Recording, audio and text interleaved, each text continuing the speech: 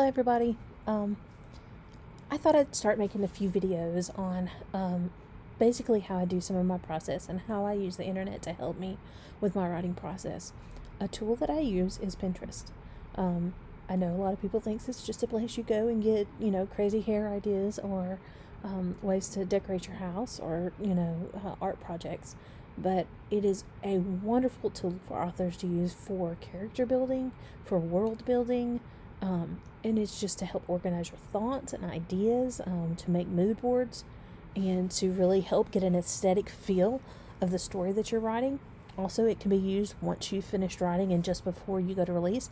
You can tease your release by showing your readers the boards. So basically, I'm not going to go through the parts of setting up an account or anything like that because it's pretty much like any other social media. You have to set up an account and you have to, make sure that you have all of your information correct for them. And so in this case, you can see this is my personal page. This is Kimbra Swain. I have my contact information. It talks about what, I put current work as what I'm working on. And then I have all these different boards. So most of these are book related, right? There are some things that are author related. So I'm going to go with author related first, and then we'll talk about book related. So author related, one of the best uses I've found of Pinterest is a name archive.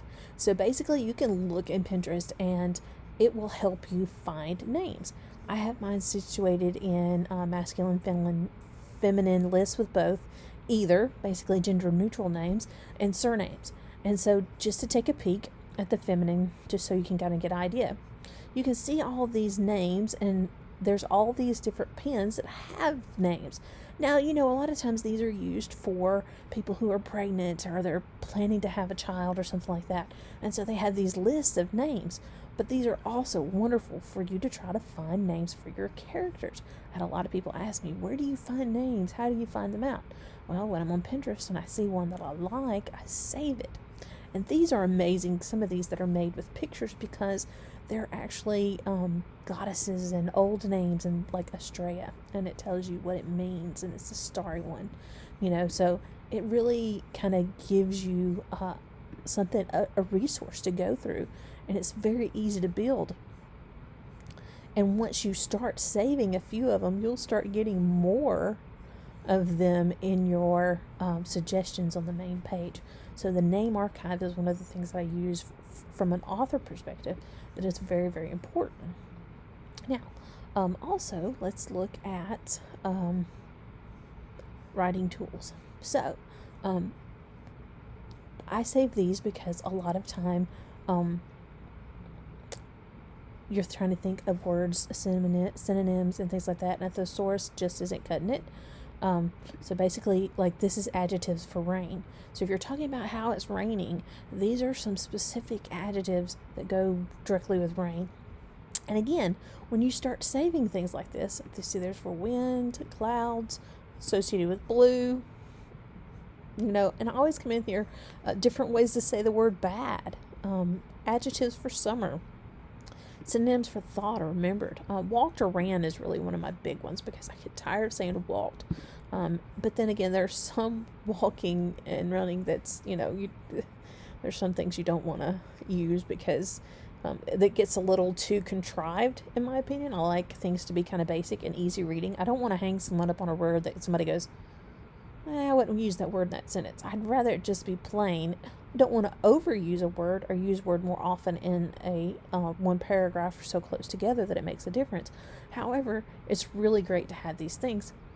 There's also some great things like character flaws for stories. If you have a character and they're just too good, here's a list of flaws that you can add to that person. And so basically it gives you different ideas to say and use, like, here's ways to end your novel, and it gives you different kinds of endings, and there's lots of these author tools that you can look through, writing tools in Pinterest, and find them and save them. So that's another way. Another thing that I use for things is shades of colors. So I don't want to always just say green. Sometimes I want to say a different kind of green. And so it's easy to pull up one of these things.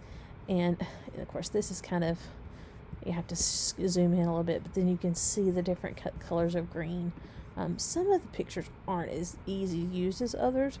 I specifically like these ones like this, that give you a list of different colors of purple, you know, and then you can see them in different shapes and forms. There's one for reds. Some of them kind of repeat. And then Pinterest also gives you this, hey, are you looking for these things like color chart or whatever? So it's going to give you additional ideas. And then once you click on some of these, and if it's something that you're using a lot, you can go back to your main feed. Let me just show you how this works. Let me go back to the main feed, your home, and you're going to start getting these things. So you've got, look, facial features here, words related to disasters, and a lot of times it'll prompt you to save it where you were working. So it kind of knows, it's kind of instinctive as to where it wants you to save it, right? So it makes it really great tool, right? Choose. All right, so let's go back. Let me see if there are any other specific writing tools that you like to use. I don't think I have anything. Okay, so here's the next thing. When I'm working on a new series or working with a cover artist, I like to have boards of covers that I've saved. Not necessarily covers that I love, but it gives me an idea of what's out there. So here's a selection of urban fantasy covers that I saved. And you'll recognize some of these as some of my friends. John and Nasri, and Mr. Massey's a pretty cool guy, and I don't want to start calling people out before I get in trouble.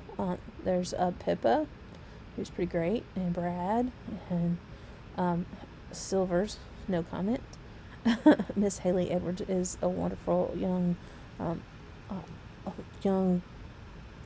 author who writes great stuff.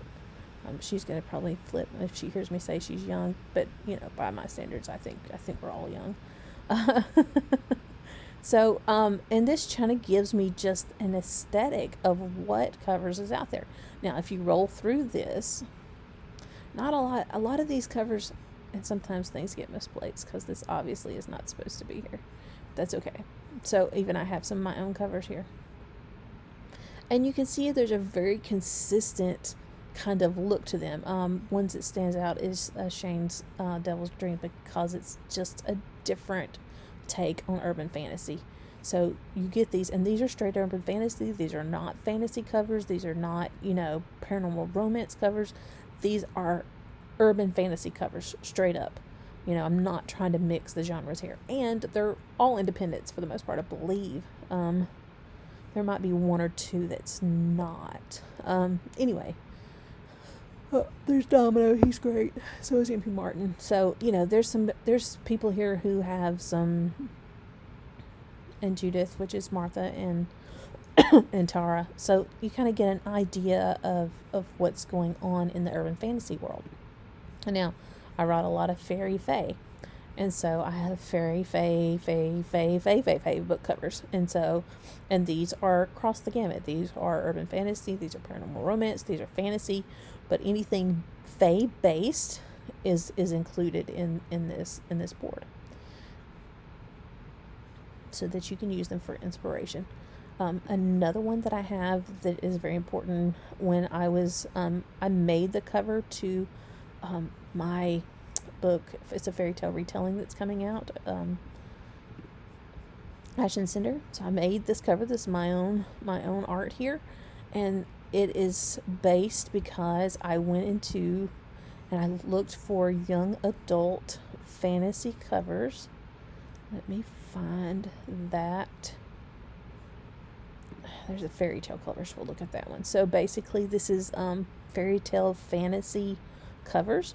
You see I have my Ash and Cinders, and I stuck it in there on purpose because I wanted to see how it fit in with these other covers, and a lot of these are mainstream covers, and they have really, I love symbol covers. I think they're really amazing. I think they really have an attractive quality to them that makes them very pretty on the shelf. This Savage Beauty is probably one of my absolute favorite covers. You get an idea. Now, if I scroll through this, they all kind of blend together, right? There's only one to me that really doesn't fit this aesthetic, and that's when you get down here to Blood Air. And Blood Air to me doesn't seem to match because of the face, but it's still within the same realm. So I like these covers too. I love this type of cover. These are amazing. I wish all book covers looked like this. Then they would all bend together, pull together, and you'd never be able to say them. But that's how I use these as an author, to save for covers. And then I actually have where I've done artwork for other authors too. So, and then I have just a selection of covers, cover inspiration, things that I liked. This kind of expanded into that other board and didn't use as much. So those are things that you can use as an author, just from the writing and creative process of building basically a database for you to be able to look. Now, I also have the Alchemist Air, which is something I'm working on with Shane Silvers and Argento, and then I have Oddities Emporium, and so I have like this crystal board, which is a great reference board for me to be able to use when I'm writing the stories, but also when I'm dealing with sales and things like that through Oddities Emporium. So this goes into just research. It's great to be able to save things, right? I have boards that have just art, that are just art. That's really great fairy art that gives me inspiration of, what I'd like to do in some of my worlds. So, right? Okay. So, let's go to the next section, which is actually displaying and creating boards for specific books that you're doing. So, let's do Stories of Frost and Fire. Which Stories of Frost and Fire is a spin-off of the Trailerverse, the main Fairy Tales of a Trailer Park Queen series. The great thing about these is what you do is you name the board, the name of your series, right? And then you create a section in each one of these, which is putting this, you click this button and it gives you a section, right? And you name the sections based on your characters in the book. I have one for the prequel and one for each book. And so I have an inspiration, but even for the city, just some aesthetic things. This has some quotes and stuff in it about phoenixes, clothing, places, within the city. And right now I'm working on Quartet of Queens, which is book 4.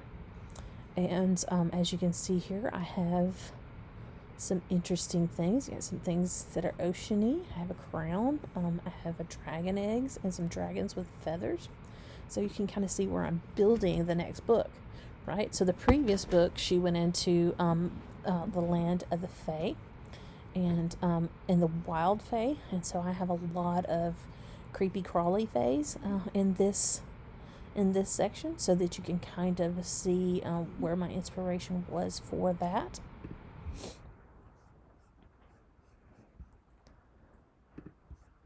So what I've done is I've created these different, sections so that I can kind of document what I'm doing.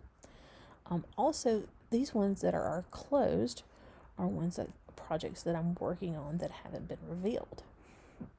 And I'll just show this really quick because, I don't want to get too deep into it. But this is my secret file of covers so that you can see I have covers for projects that I have out and I don't have out yet. So that's where I save my covers so that I can see them, right? It's really cool. And then I also have things like font research.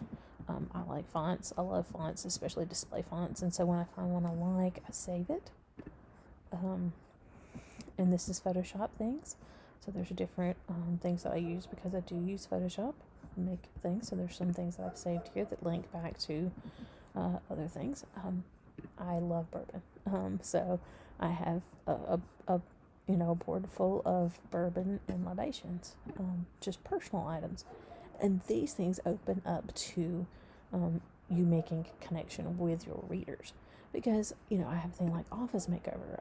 Redoing my office soon. And I'm saving things of how I'd like to do some organizations.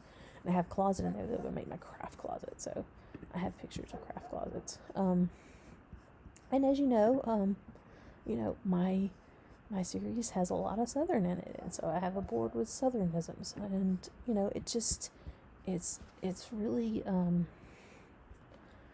really awesome tool to use to as an author in many different ways. So hopefully this video is kind of giving you an idea as an author how to use Pinterest to help you build worlds, build characters, have a database and an archive for you to be able to research and pull from quickly. And then also it has a way to organize your stories, your covers, and different other ideas that you have, and you can keep them private or you can open them up for anyone to see. You can share them with your readers, and Pinterest is a great tool. Now, Pinterest also has an option to be able to advertise, and I'm not going to go into that because I haven't used it, but I'm sure there's somebody out there that has. So if you have any information on that, feel free to let us know. Leave it in the comments. Thanks for watching, and I hope you have found something that will help you in your writer journey.